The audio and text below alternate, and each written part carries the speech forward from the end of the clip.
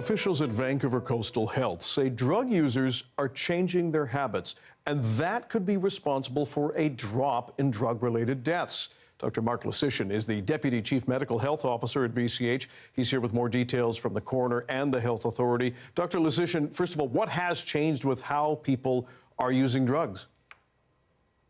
Well, over the past few years, we've seen that increasingly people are inhaling illicit drugs rather than injecting them.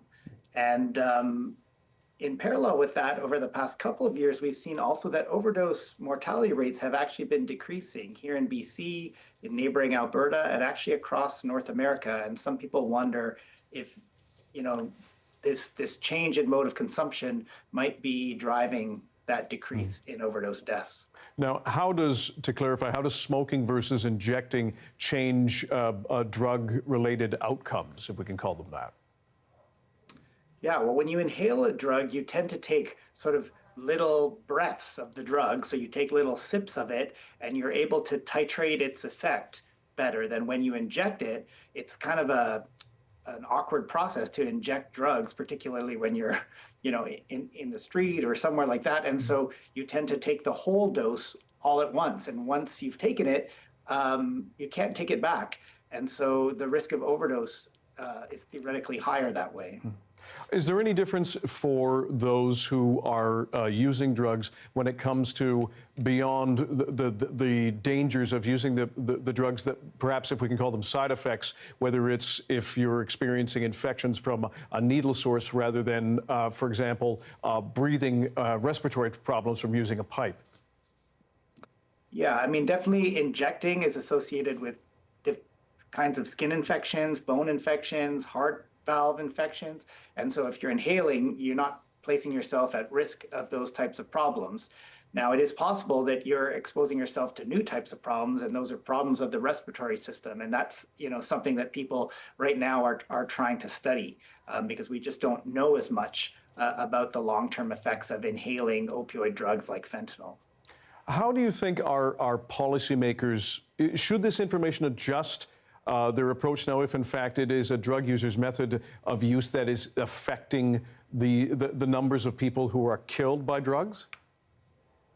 Well, we've had to change the way we respond to the problem. Initially we offered supervised injection sites like Insight, but as people have shifted to inhalation, we've had to offer overdose prevention sites offering supervised inhalation services. And so we have to often do that in environments where we have an indoor space to have supervised injection and then an outdoor space where we can provide supervised inhalation services, because it's hard to offer those inside without kind of big expensive renovations. And so about half of our overdose prevention sites here in the VCH region now offer supervised inhalation services. But yeah, as people change the way they use drugs, we have to change the way we offer services as well.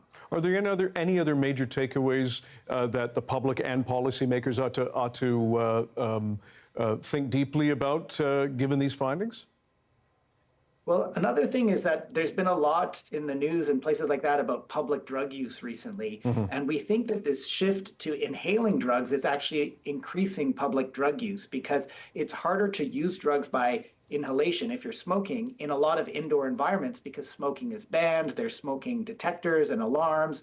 And so that pushes people to do it outside, which is leading to this observation. But it may also be increasing the safety for people who use drugs, because if you have an overdose outside and somebody sees you, they can call 911 or they can administer naloxone.